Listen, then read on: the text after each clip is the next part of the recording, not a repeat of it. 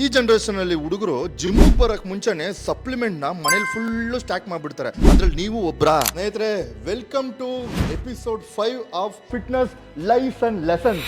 Results ಗೋಸ್ಕರ supplements use ಮಾಡ್ಲೇಬೇಕು ಅಂತ ನಂಬ್ಕೊಂಡಿದ್ರೆ ಅದು ಸುಳ್ಳು.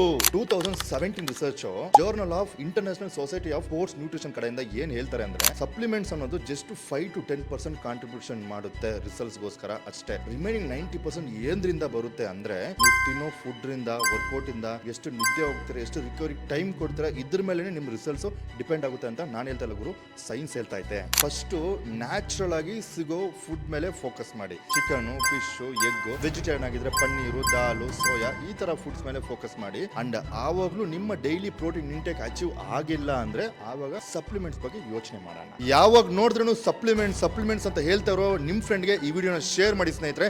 ನೆಕ್ಸ್ಟ್ ಬರೋ ಎಪಿಸೋಡ್ 6 ಅಲ್ಲಿ 5 ಓವರ್ ರೇಟೆಡ್ ಡಯಟ್ ಹ್ಯಾಕ್ಸ್ ಬಗ್ಗೆ ವಿಡಿಯೋ ಮಾಡ್ತೀನಿ. ಅಂಡ್ ಅದಕ್ಕೂ ಮುಂಚೆ ರಾಕಿ ಬಿಸ್ನ ಫಾಲೋ ಮಾಡ್ಕೊಳ್ಳಿ. ಇದೇ ತರ ಇನ್ಫಾರ್ಮೇಶನ್ ಅಂಡ್ ಯೂಸ್ಫುಲ್ ಟಿಪ್ಸ್ ನಿಮಗೋಸ್ಕರ ಕೊಡ್ತಾ ಇರ್ತೀನಿ ಸ್ನೇಹಿತರೆ.